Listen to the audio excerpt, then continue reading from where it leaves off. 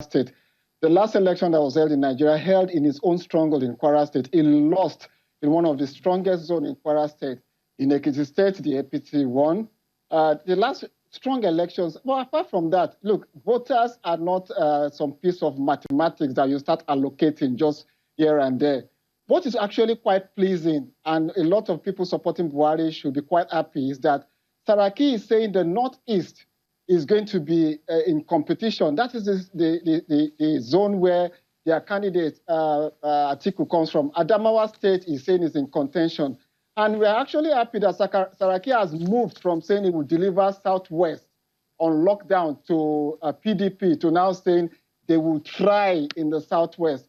Look, if the PDP had been a very good opposition party, if they had worked hard to convince Nigerians about what they were going to do for the country, this election would have been over. But of course, Nigerians are saying that these are not the credible alternative to any ruling government in the country. And apart from that, Nigerians are actually now seeing the infrastructures that are in place in the country, the railway lines that are going across the country.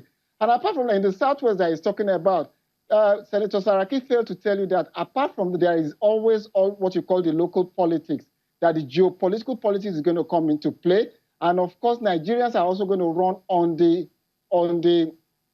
current achievements of this government.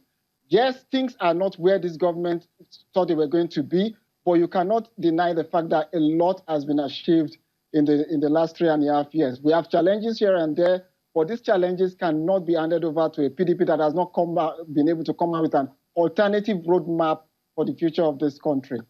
So let me quickly go to indicator, and I will show you past elections in Nigeria, because if the APC folks will come up to defend some of their candidates and its political energy and strength, they will talk about the kind of outing that he's had over the years and the kind of outing and Atiku Abubakar has had also in past elections. For example, an Atiku Abubakar had about 2.6 million votes in 2007, where Buhari got over 6 million votes. In 2011, Buhari got over 12 million votes. 2015, he had about 15 million votes. As it stands right now, does it look like your candidate in your party is a match for the APC's candidate? Atiku Abubakar is the candidate to beat at this point, to be very honest. We're not looking at whether he matches up. We're looking at an Atiku Abubakar who is very ready for the presidency right now. A man who, like today in Nasarawa State, I couldn't go for that campaign rally. Why? Every time, if you're standing in the way of Nigerians from getting access to Atiku Abubakar, you may be involved in a stampede, and I wasn't ready for that today. That is how much Nigerians want that presidency. Nigerians are looking for someone to replace this obvious failure. And I would like to refer to, the words of our DG, His Excellency Senator Bukola Saraki, a man who deals with facts and figures and just doesn't pull out dreams from the back of his head. These figures he's pulling out does not mean that PDP is not going to get votes in these areas. Let us look at the Southwest. The Southwest that the people who the other character seems to worship, claim they own, have always been split in the middle. So what are we saying? This is an opposition party that is dealing with rigging, that is dealing with security forces, that is dealing with issues. The citizens are being, bullied on the election ground. Votes are being bought. So many irregularities. We're having to cope with INEC, and it's not just PDP. Many of these parties are complaining, and yet the citizens are showing time and again that, look, we are over this. When you say, oh, just little things here and there, what are the little things here and there that you're talking about? Nigerians are dying.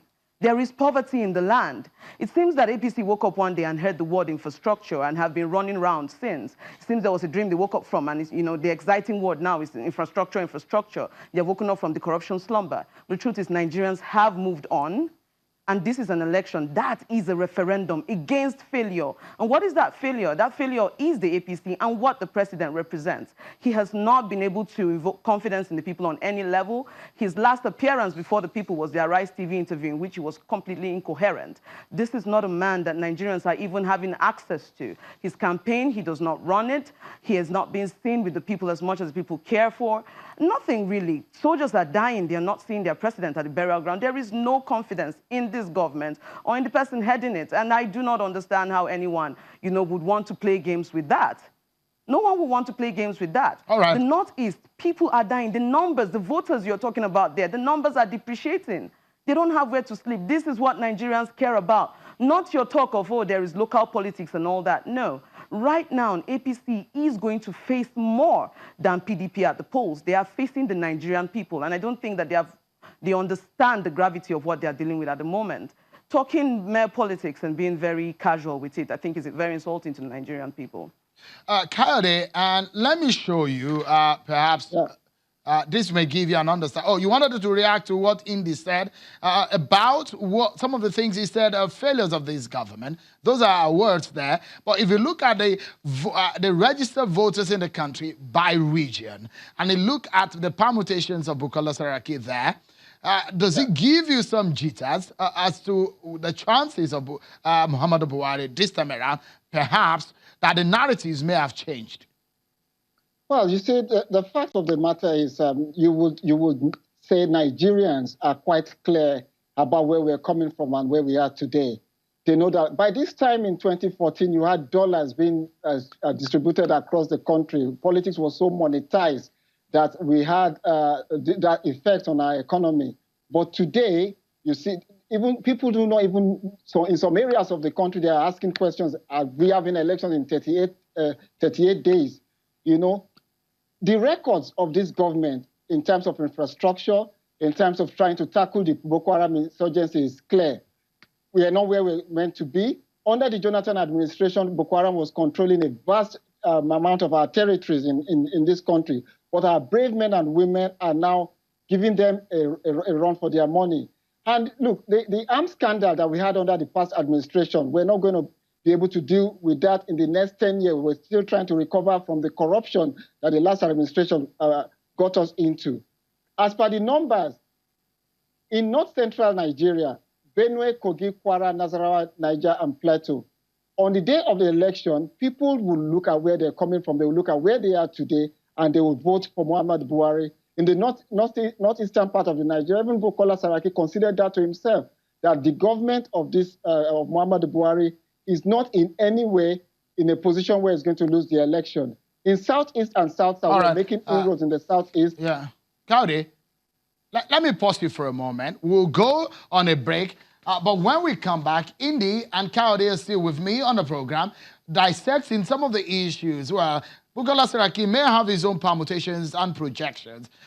We have some of those figures for you to chew, and we will dissect these issues. What are the real issues for you as a Nigerian as you're preparing to make a decision? That's next on the program, everyone. Join us again.